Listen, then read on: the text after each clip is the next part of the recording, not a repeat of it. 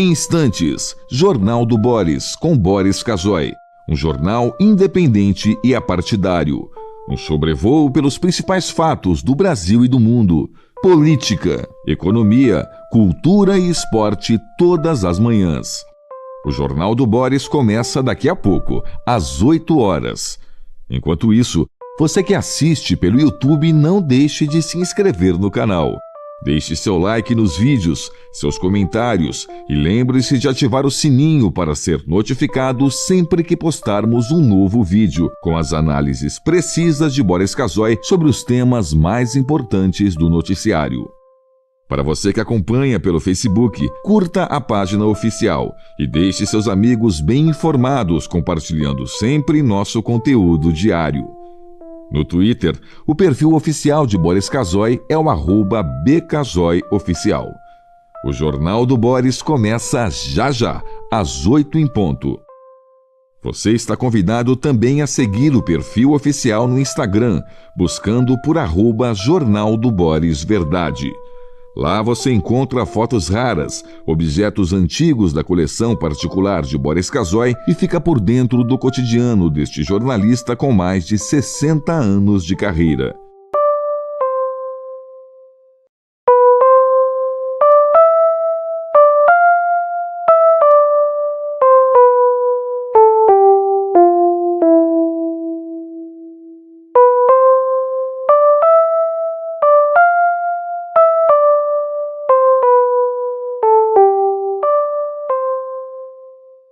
Em instantes, Jornal do Boris, com Boris Casoy.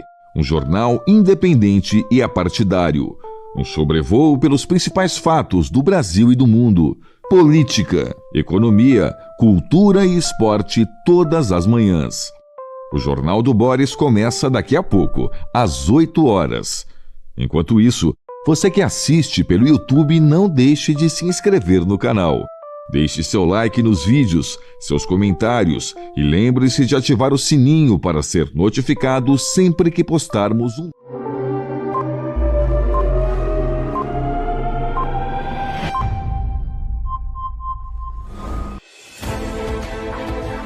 A partir de agora, passando a limpo as notícias do dia no Brasil e no mundo, está no ar o Jornal do Boris.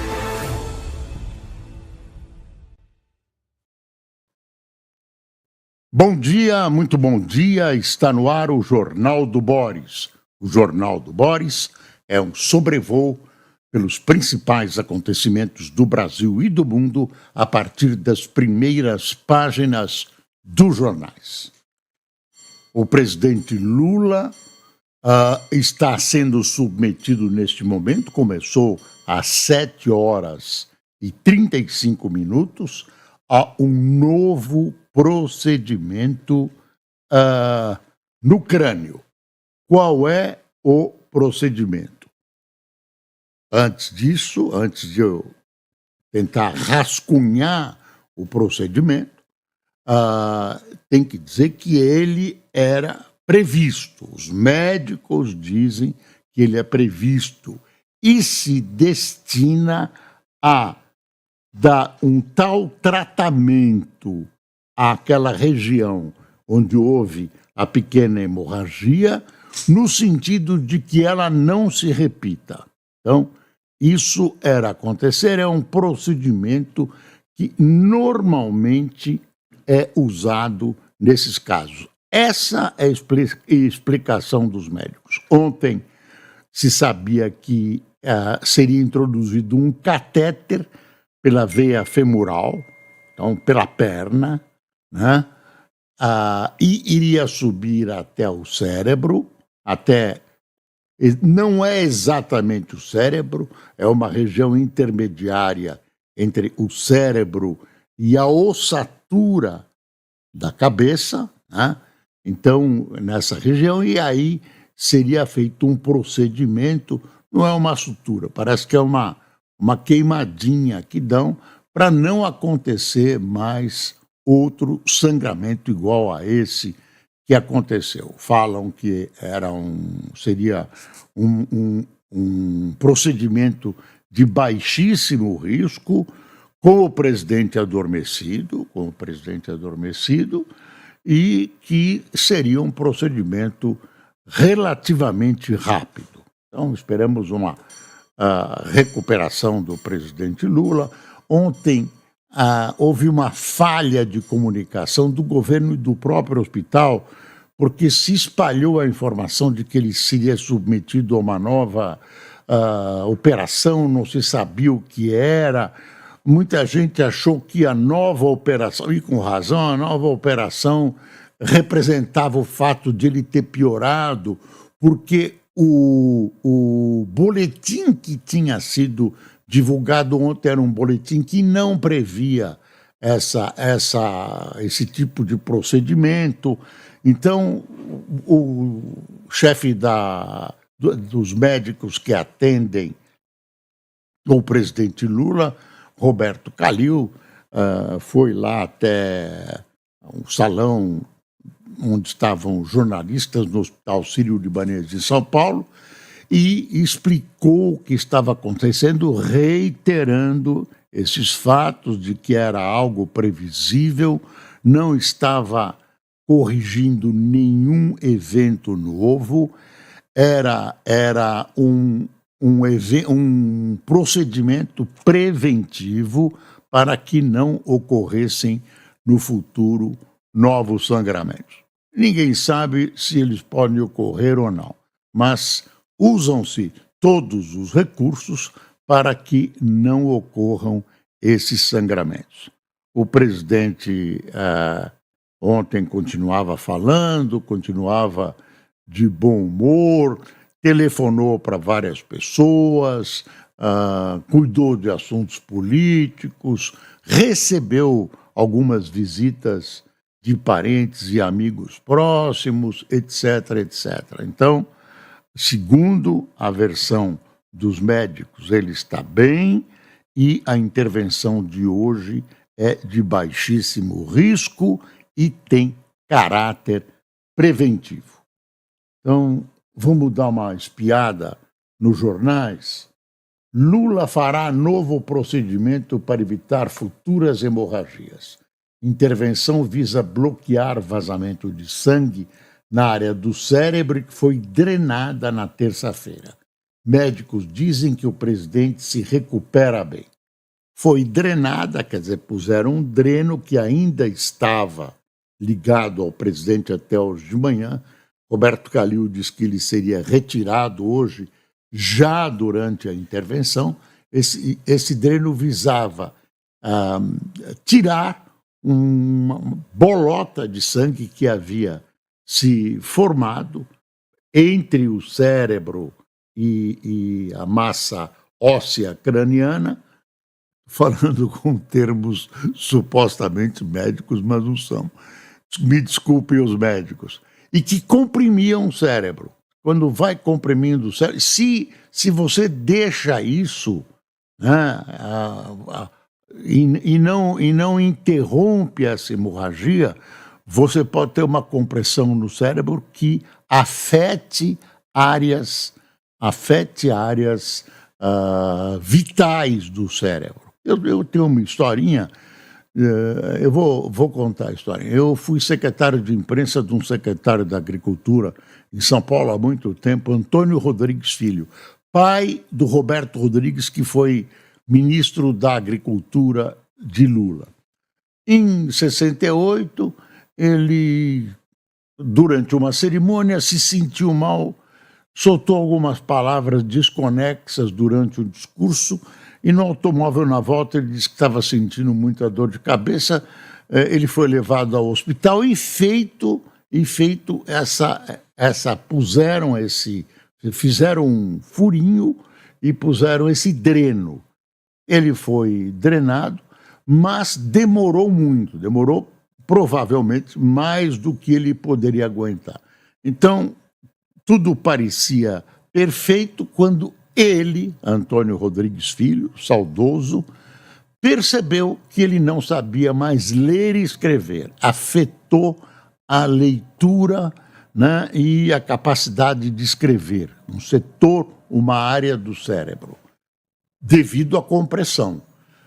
E aí, depois de um mês, a situação continuava a mesma, e os médicos recomendaram que fosse contratado um professor ou uma professora para ensiná-lo a ler e escrever, e ele começou esse triste aprendizado, né? Tinha 68 anos de idade.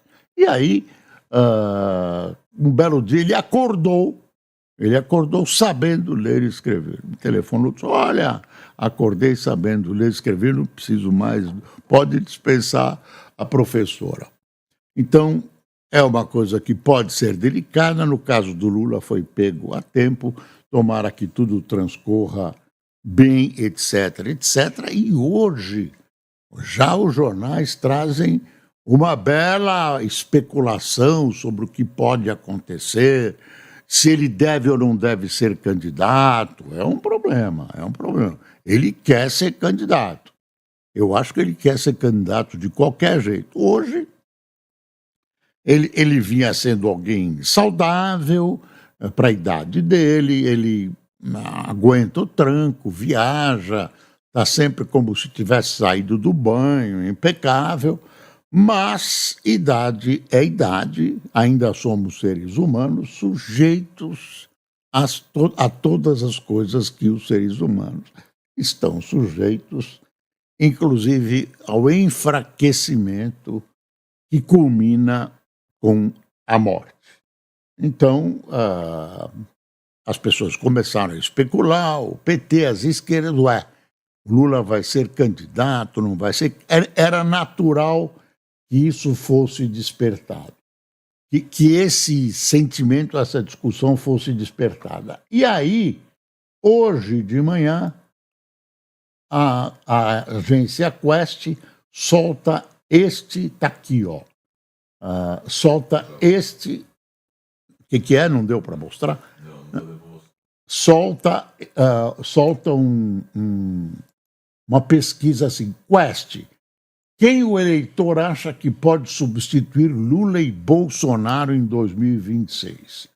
Pesquisa feita antes de cirurgia mostra que o brasileiro está dividido sobre a possibilidade de o presidente tentar um quarto mandato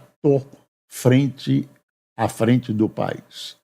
Aí é assim, a pesquisa foi feita antes da cirurgia. De acordo com o levantamento, 52% dos entrevistados acham que Lula não deveria ser candidato, enquanto 48% dizem o contrário. Em outubro, esses percentuais eram 58 a 40. Deixa eu ver mais. O eleitor apontou também quem acha que seria o melhor substituto de Lula caso ele não dispute a reeleição. O preferido é o ministro da Fazenda, Fernando Haddad, que já disputou a eleição presidencial de 2018 contra Bolsonaro e levou Bolsonaro para o segundo turno. Segundo a Genial, Haddad sairia vitorioso em 4 cenários do segundo turno.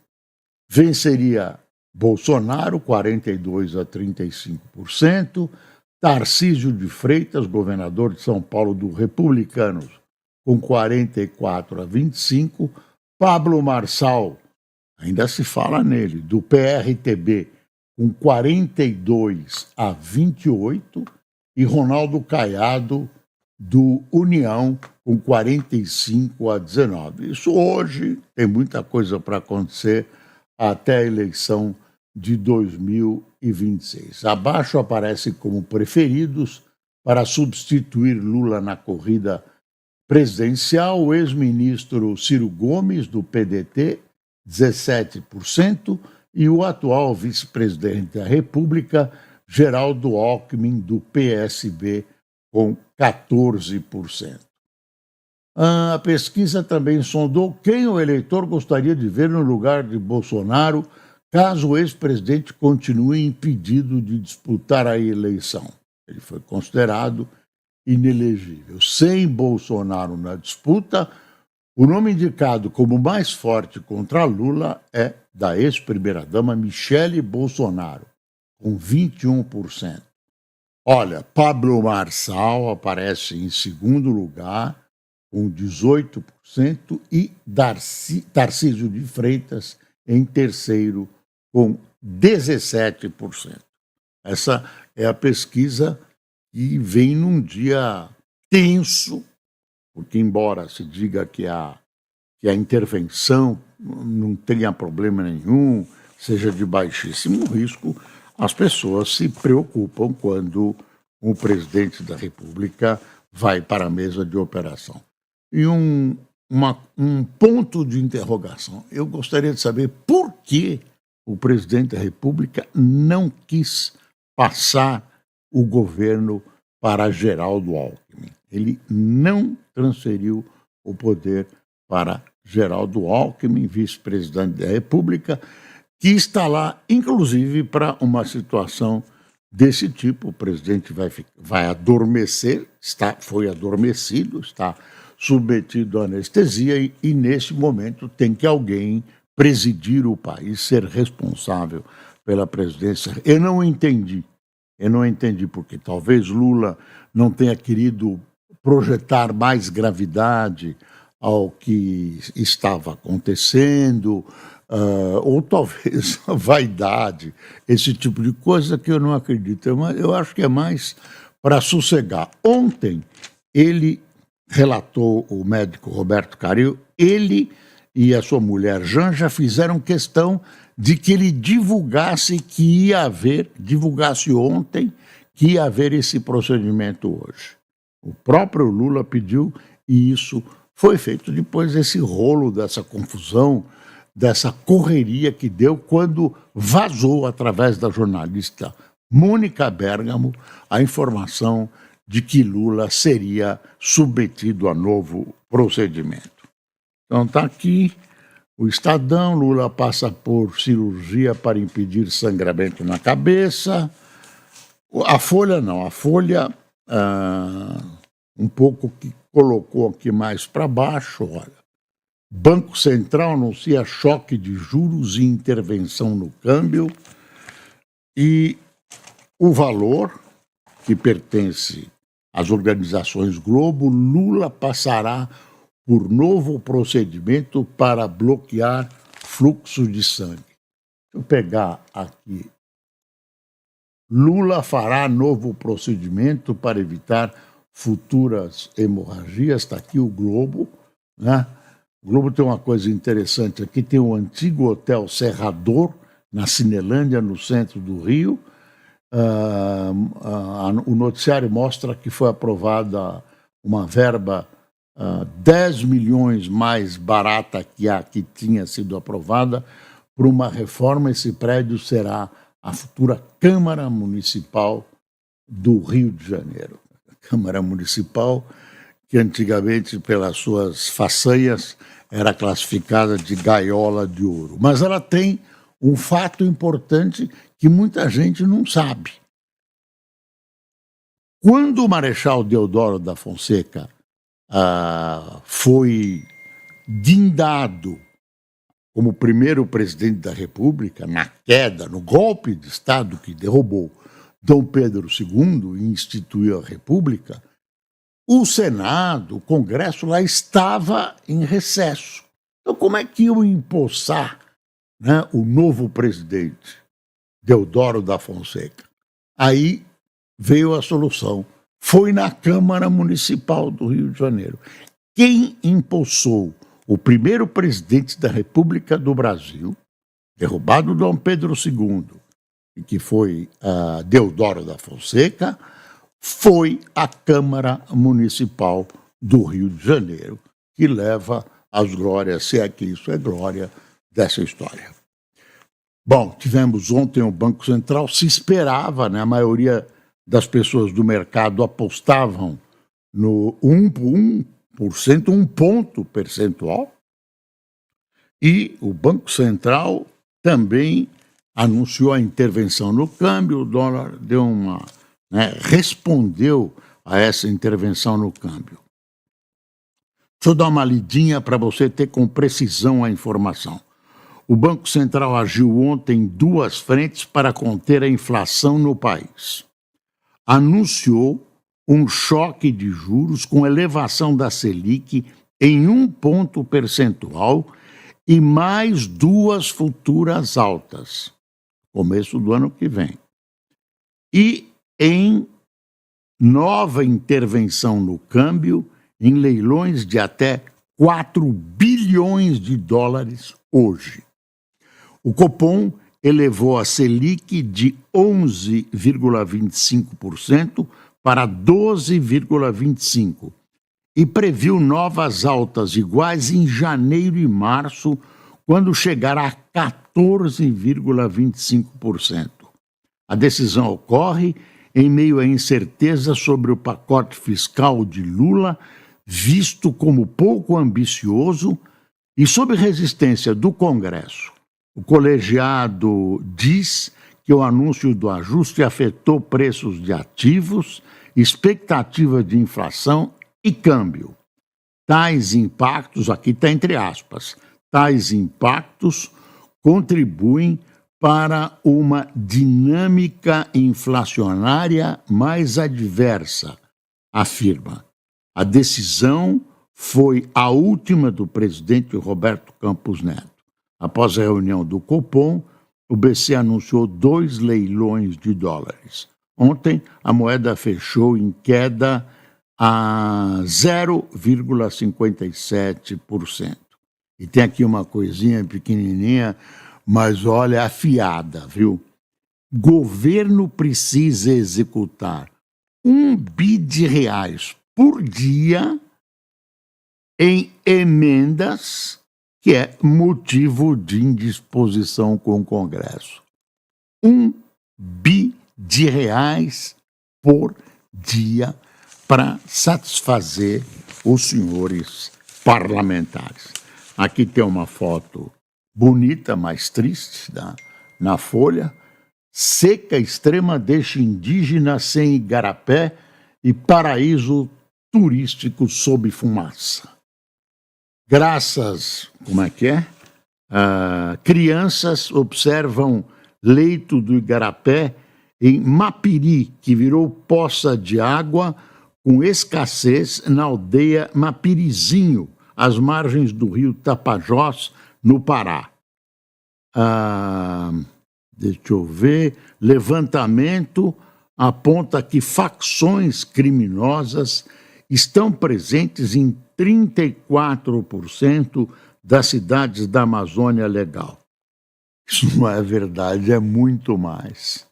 É muito mais. Olha, eu não ousaria dizer com mais ou menos intensidade que a Amazônia, não se assuste, é isso mesmo, que a Amazônia está nas mãos do crime organizado. Tanto que não se consegue resolver os problemas que tem lá, né?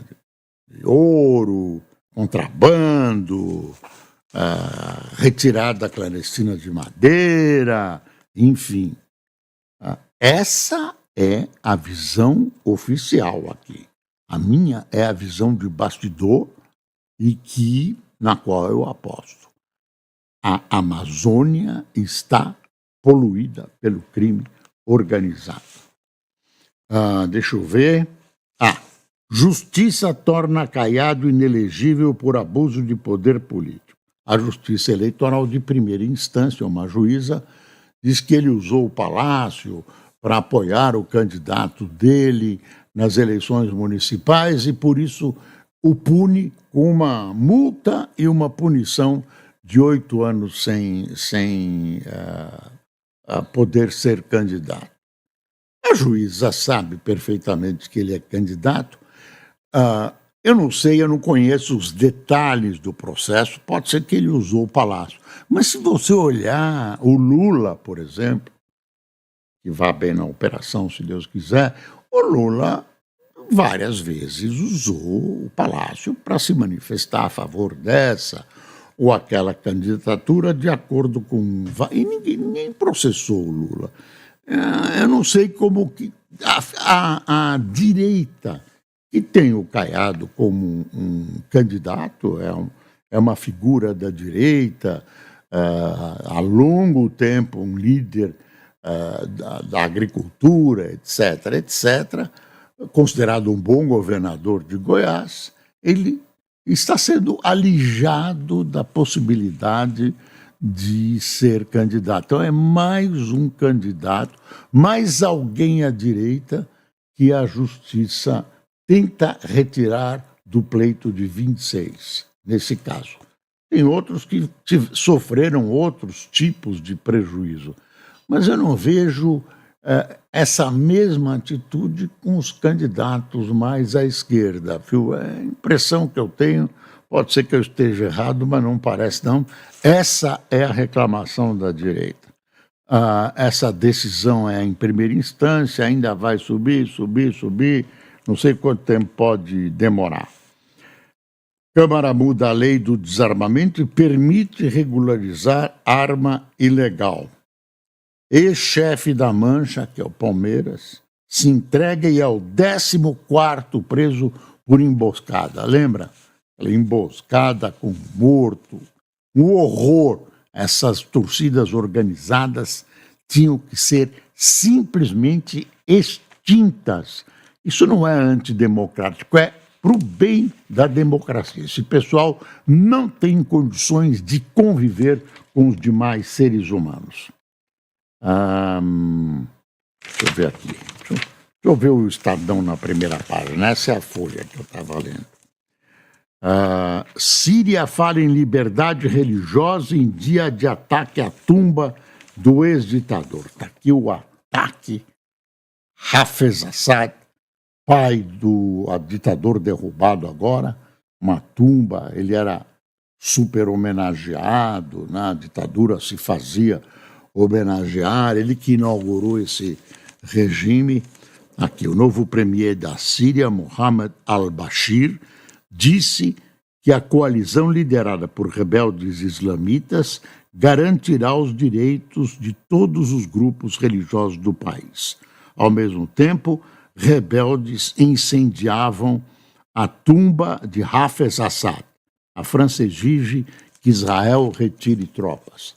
Israel bombardeou, dizem os israelenses, e ninguém contestou, que mais de 70% do poderio militar, armas, aviões, navios, foi bombardeado nas últimas horas. Então, Israel quer formar, além de uma terra de ninguém que existe entre a Síria, Israel quer avançar esse muro de defesa, mas aí começou a receber agora uma advertência da França que não faça, porque é ficar com mais um naquinho do território da Síria. Essa coisa religiosa a gente não sabe se o novo governo da Síria, não dá para desvendar, vai respeitar, né? O ditador Assad não tinha problemas com as demais religiões.